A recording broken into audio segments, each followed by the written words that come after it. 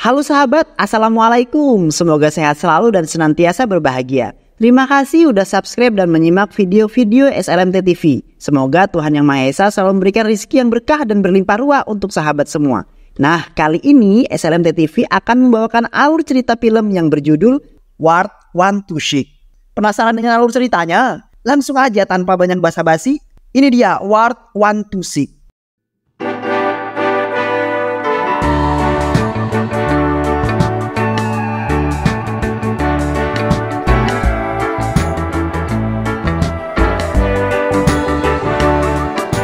Film diawali dengan seorang emak-emak yang tengah mengetuk sebuah pintu rumah milik seorang laki-laki bernama Kanan.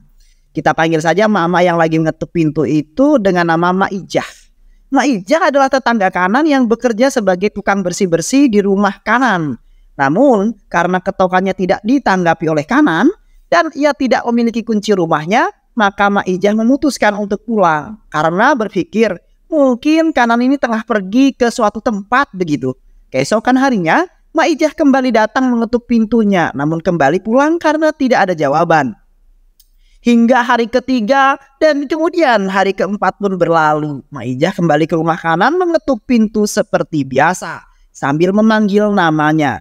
Tapi tak kunjung mendapatkan jawaban. Pada hari yang kelima, Mak Ijah kini pergi ke rumah Kanan bersama Pak RT untuk memastikan keadaannya si Om Kanan ini. Sampai di depan pintu, Pak RT mengetuk pintu itu berkali-kali namun masih tidak ada jawaban. Di sana Mak Ijah dan Pak RT juga mencium bau tak sedap berasal dari dalam rumah si Kanan. Mengetahui bahwa ada hal yang tak beres, Pak RT sempat berusaha untuk mendobrak pintu tersebut. Namun sayangnya pintu itu sangat kokoh sehingga Pak RT itu gagal mendobrak pintunya. Pak RT bersama Mak Ijah kemudian berusaha mencari jalan masuk ke dalam rumah Kanan. Pak RT kemudian muter-muterin rumah Kanan dan sesampainya di belakang rumah, Pak RT melihat pintu belakangnya yang sedikit terbuka. Tidak dikunci, selayaknya pintu yang ada di depan. Pak RT bersama Bu Ijah kini masuk ke dalam rumah Pak Kanan sambil mencium aroma yang tak sedap yang semakin menyengat. Dan setelah masuk ke ruangan tengah, mereka dikagetkan dengan sosok Kanan yang telah tewas terbunuh dengan sangat tragis. Kanan sudah menjadi sebuah mayat yang kemudian mulai membusuk. Dikerubungi banyak lalat berterbangan. Mak Ijah yang tak tahan melihatnya langsung berlari keluar dan muntah-muntah tentunya. Tak lama kemudian polisi dan tim Inavis datang ke tempat kejadian. Mereka langsung memeriksa mayat Kanan sambil mencari barang-barang bukti. Polisi mengamankan sebuah buku yang terlihat habis dipakai untuk menulis. HP Kanan, sarung dan juga turut mengamankan titik Kanan yang sudah putus terpisah di lantai.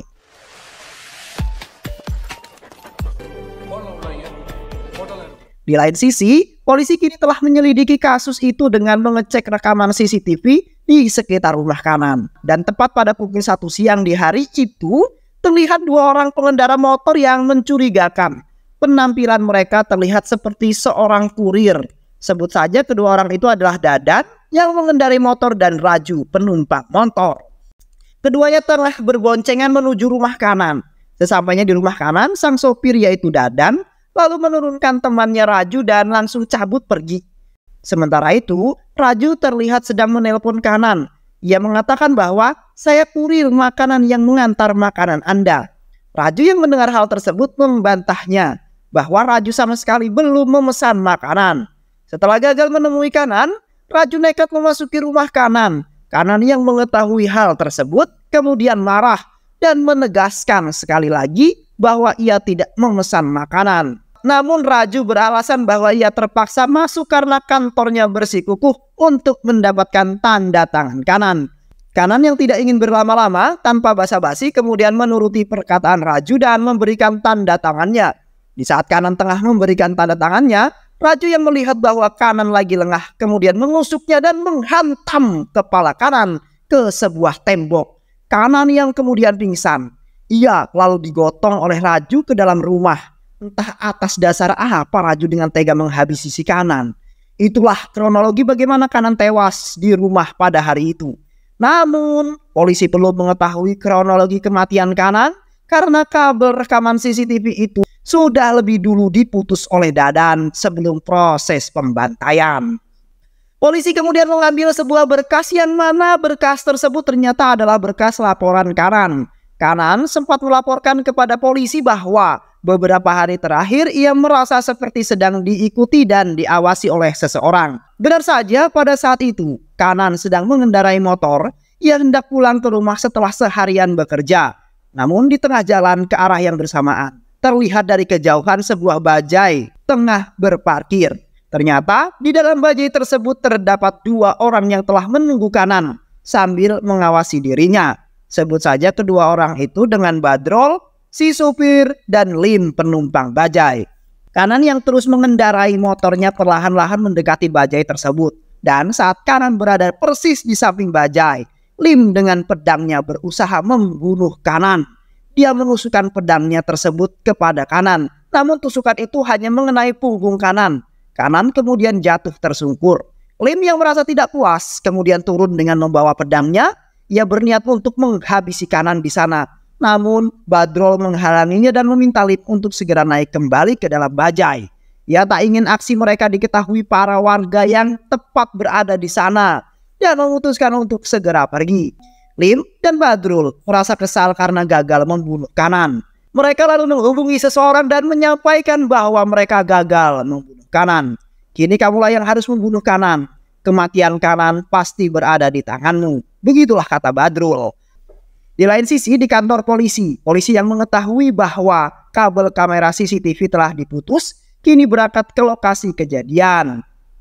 Di sana para polisi itu lalu memanggil Pak RT. Singkat cerita, polisi menceritakan apa yang mereka ketahui tentang CCTV tersebut. Bahwa tepat di hari sebelum kejadian pembunuhan, seseorang pelaku pengendara motor datang untuk memutus kabel CCTV. Pak RT kembali menjelaskan bahwa ia sama sekali tak menduga bahwa CCTV itu ternyata dirusak oleh pelaku pembunuhan Kanan. Karena ia mengira CCTV itu dirusak oleh komplotan jambret. Karena di hari itu juga Pak RT mendengar teriakan seseorang ibu-ibu yang tasnya telah dijambret. Seorang inspektur bernama Ardi menjawab pernyataan Pak RT bahwa ia sama sekali tak mendengar adanya penjambretan di wilayah tersebut. Ia juga meminta anak buahnya untuk mencari saksi. Singkat cerita, anak buah Ardi mendatangi sebuah rumah yang masih berada di TKP. Ia menanyakan kepada seorang emak-emak, apakah baru-baru ini telah terjadi penjambretan di wilayah ini? Tidak, aku sama sekali tidak mengetahui hal tersebut, ujar sang ibu pemilik rumah. Namun ia sempat mendengar dari tetangganya. Katanya emang benar telah terjadi penjambretan. Anak buahnya itu lalu meminta nomor tetangga yang dimaksud dan berusaha untuk menelponnya. Namun tak ada jawaban. Sementara itu Inspektur Ardi juga memeriksa tetangga yang berada di sekitar rumah Kanan. Inspektur menanyakan macam mana keseharian Ardi selama hidup. Tetangga lalu menyampaikan bahwa sebenarnya 1 bulan yang lalu Kanan sempat bertengkar dengan istri dan mertuanya. Yang mana pertengkaran itu akhirnya membuat istri dan mertua Kanan memilih untuk cabut dari sana. Mertua tak terima dan memarahi Kanan. Bukannya bersyukur karena istrinya telah hamil. Kanan justru malah meminta istrinya untuk menggugurkan kandungannya. Singkat cerita, istri Kanan kini sedang dimintai keterangan oleh para polisi. Polisi yang menanyakan kenapa ia bertengkar dengan Kanan hingga memutuskan untuk pergi. Istri Kanan yang bernama Vidya menegaskan bahwa mereka bertengkar karena Vidya mengetahui bahwa ternyata Kanan telah memiliki seorang istri sebelum dirinya. Hal tersebutlah yang kemudian membuat Vidya kini mengetahui alasan mengapa Kanan selalu memintanya untuk menggugurkan kandungan saat hamil. Inspektur Ardi pun menanyakan dari mana Vidya bisa mengetahui bahwa Kanan telah memiliki seorang istri sebelum dirinya. Ternyata singkat cerita, di dalam kamar, Vidya yang sedang menyisir rambutnya melihat sebuah notif masuk di HP Kanan. Ia yang penasaran lalu membuka isi pesan tersebut dan mendapati sebuah fakta bahwa ternyata Kanan telah memiliki seorang istri bernama Yamini. Vidya yang mengetahui hal tersebut lalu menghampiri Kanan dan meminta penjelasan. Apakah benar bahwa dirinya adalah istri yang kedua? Kanan yang sudah kepergok kini hanya bisa mengiyakan tanpa bisa berkutik. Inspektur Ardi lalu meminta Yamini untuk memberitahukan di mana lokasi Yamini berada. Vidya yang sempat men-screenshot dan mengingat alamat yang ada di HP Kanan, kemudian menulisnya ke sebuah kertas. Vidya yang telah menuliskan alamat Yamini lalu menyerahkan kepada Inspektur Ardi. Inspektur Ardi bersama anak buahnya kemudian bergegas untuk pergi ke Bangalore menghampiri Yamini.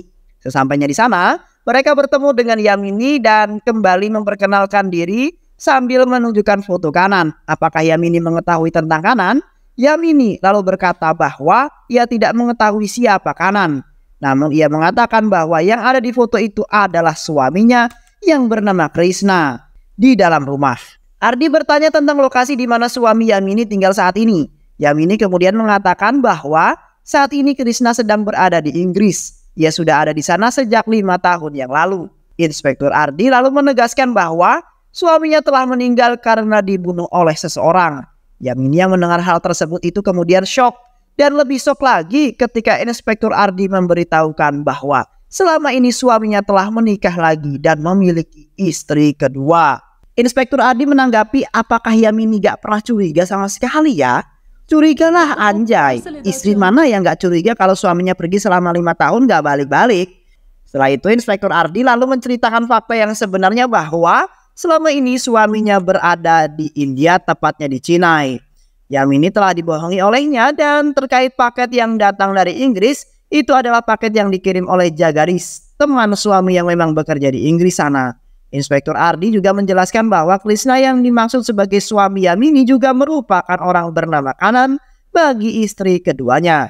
Singkat cerita, polisi telah pulang dari Bangalore dan kini berhasil mengetahui perusahaan ekspedisi yang mempekerjakan pelaku pembunuhan Kanan. Polisi mengetahui perusahaan ekspedisi itu dari pantauan CCTV yang merekam logo perusahaan tertera di baju pelaku dan pergi ke lokasi. Sesampainya di sana, polisi langsung melakukan pemeriksaan kepada seluruh karyawan. Mereka bahkan bertemu dengan Dadan dan Raju. Akan tetapi Dadan dan Raju menjawab pertanyaan polisi itu dengan tenang dan biasa-biasa aja begitu. Ditambah lagi karena rekaman CCTV yang buram. Sampai detik ini polisi masih belum mengetahui wajah pelaku pembunuhan dan siapa identitasnya. Keesokan harinya saksi yang mengetahui tentang penjamretan itu kini hadir untuk memenuhi panggilan polisi. Di sana ia dicecar dengan berbagai pertanyaan. Pihak kepolisian lalu menunjukkan sebuah foto dan bertanya, apakah pelaku pemutusan CCTV adalah orang yang melakukan penjamretan saat itu? Bukan, ujar saksi. Pelaku penjamretan mengenakan kemeja dengan motif bunga. Postur penjamret itu juga lebih tinggi dan tidak menggunakan motor seperti yang ada di foto. Kemudian bertanya lagi, setelah dijamret apa yang dilakukan korban? Saksi menjawab, korban saya antarkan ke rumah sakit. Saya yang melihat korban tengah hamil memberhentikan bajai yang sedang lewat dan mengantarkannya ke rumah sakit terdekat. Polisi bersama saksi itu kemudian pergi ke pangkalan bajai untuk mencari si sopir bajai yang mengantarkan korban. Namun setelah beberapa waktu melakukan pencarian, hasilnya nihil. Mereka tak menemukan sopir itu di sana. Mereka kemudian beralih ke rumah sakit terdekat dan menanyakan apakah 1 minggu yang lalu ada seorang emak-emak hamil datang ke sini dengan menggunakan bajai. Petugas rumah sakit yang melakukan pengecekan data tidak menemukan orang yang dimaksud. Dalam 1 minggu tidak ada emak-emak hamil yang melakukan pengecekan kesehatan di mari. Polisi pun kemudian pulang dengan tangan kosong. Mereka tampak frustasi dan menemui jalan buntu. Haduh, kasihan polisinya. Namun sutradara ternyata memiliki hati yang baik. Tiba-tiba kita diperlihatkan dengan si korban yang merupakan ibu hamil. Si ibu hamil yang sedang berjalan di dalam gang kompleks. Rupanya telah ditunggu oleh seorang pria berkemeja bunga-bunga. Saat si ibu hamil itu berada di dekatnya, sang pria berkemeja bunga-bunga pun menjamret kalung yang dikenakan si emak-emak. Ternyata pria berkemeja bunga itu merupakan penjamret yang juga pernah menjamret emak itu saat di depan rumah Kanan. Ibu yang kalungnya dijamret kemudian terjatuh ke aspal. Secara kebetulan si mamang saksi lewat di jalan itu dan kemudian menghampiri emak tersebut. Ia juga sempat menyaksikan penjamretan kalung ibu hamil itu dan makku dugo makku sangko, si Dadan malah lewat di jalan itu. Kali ini ia lewat bukan bersama Raju melainkan bersama Lim, orang yang awalnya menusuk Kanan dengan pedang saat dibajai. Saksi meminta Dadan dan Lim untuk berhenti membantunya, tapi mereka tidak memperdulikan saksi dan tetap melanjutkan perjalanan. Tak lama kemudian sebuah bajai lewat di jalan tersebut. Saksi lalu meminta pertolongan supir bajai untuk membawa ibu hamil itu ke rumah sakit.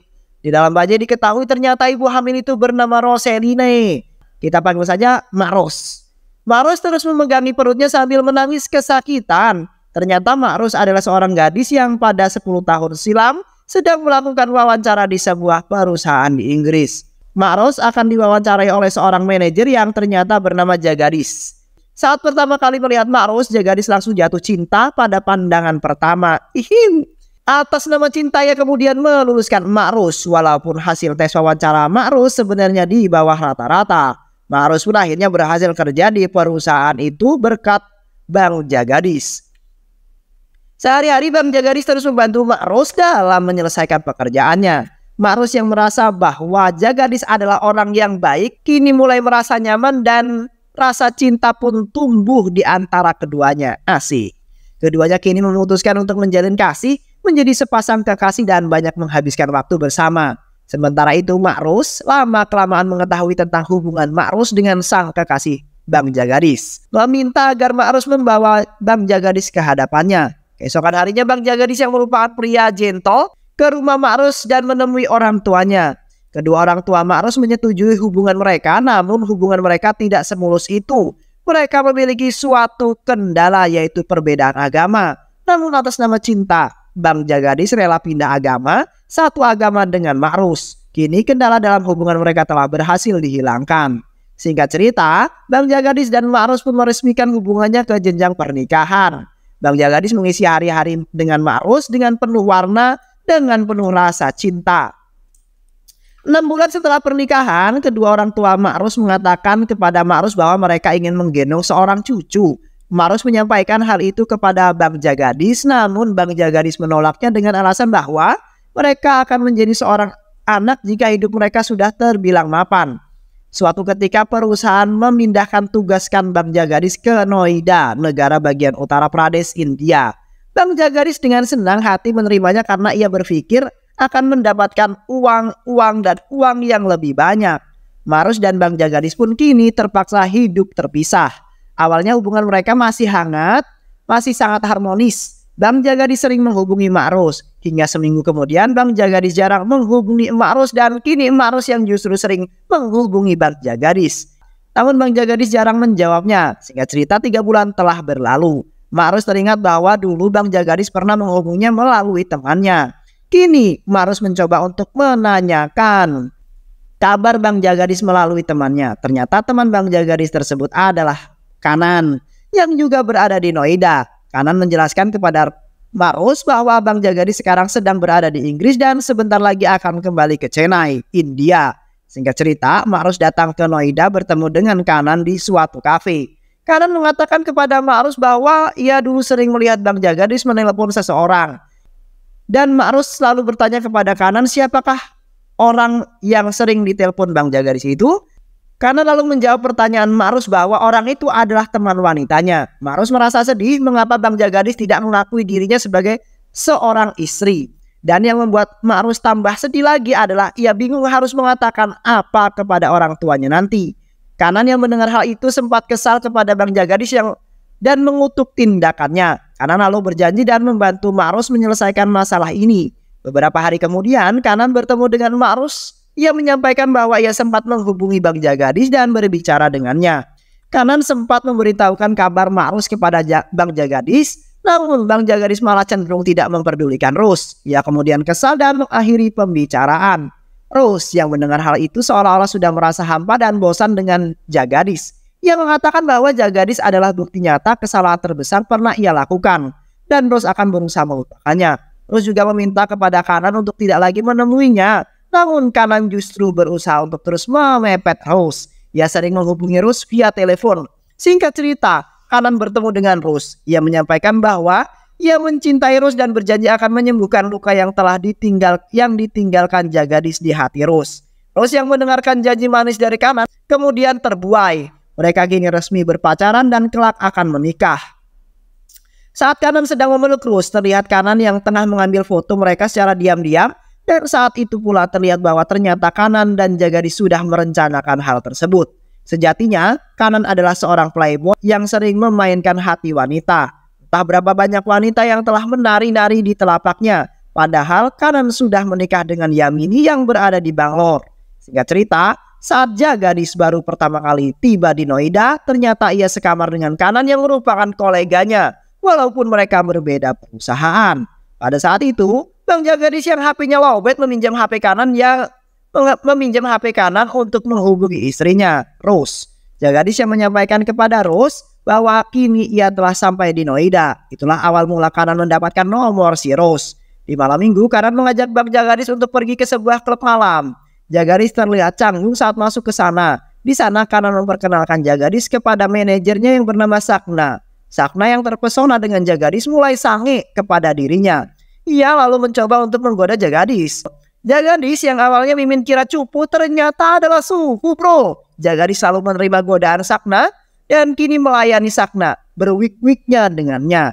Keesokan harinya di balkon apartemen, Kanan bertanya kepada Jagadis apakah ini merupakan kali pertama dia melakukannya. Iya, bahkan setelah aku menikah, ini adalah pengalaman pertamaku. Jagadis selalu memberitahukan kepada Kanan bahwa Sakna akan membawanya pergi ke Inggris. Jagadis merasa senang karena ini merupakan kesempatan baginya. Karena saat ini di otak Jagadis hanya berisi karir, uang, dan uang. Bagaimana caranya agar bisa menghasilkan uang lebih banyak? Kanan lalu menanyakan kepada Jagadis lalu bagaimana dengan istrinya. Uang lebih penting daripada seorang istri. Ia meminta Kanan untuk mencari-cari alasan jika sewaktu-waktu istrinya menanyakan kabar dirinya. Kanan pun setuju untuk membantu Jagadis. Kanan yang sebelumnya sudah berjanji kepada istrinya bahwa ia akan pergi ke Inggris, kini meminta bantuan Jagadis untuk bisa mengirimkan beberapa paket dari Inggris sebagai bukti untuk istrinya. Dan deal, mereka berdua lalu sepakat. Inilah alasan mengapa sekarang Kanan bisa mendapatkan Rose. Berbulan-bulan telah berlalu, Kanan yang menjalani hubungan dengan Rose ternyata pernah meniduri Rose. Bahkan membuat Rose mengandung anaknya sebanyak 2 kali, ajaib. Namun Kanan menyuruh Rose untuk terus menggugurkan kandungannya. Namun kali ini Rose menolak perintah Kanan. Ia akan tetap mengandung anaknya Kanan. Hal itulah yang kini membuat hubungan Rose dan Kanan menjadi retak. Suatu hari saudara Rose melihat Kanan yang sedang berjalan dengan seorang gadis bernama Vidya. Ia lalu mengikuti kemana Kanan pergi dan ternyata Kanan masuk ke dalam sebuah rumah yang kini merupakan tempat tinggalnya bersama Vidya. Saudara Rose tadi itu ternyata bernama Raju. Begitu pula dengan Lim yang merupakan paman Rose. Mereka semua lalu berkumpul dengan yang lainnya di suatu kamar. Mereka kesal dengan apa yang telah Kanan lakukan kepada Rose. Mereka sakit hati karena mengetahui bahwa Rose telah ditipu dan dipermainkan oleh Kanan. Mereka lalu merencanakan sebuah aksi untuk menghabisi Kanan. Seminggu terakhir mereka terus mengawasi Kanan. Dan Badrul bersama Lim lalu memulai pembukaan aksi mereka dengan menusuk Kanan walaupun tusukan itu tidak berhasil menghabisi Kanan. Badrul menelpon Rose bahwa dirinya lah yang seharusnya menghabisi Kanan.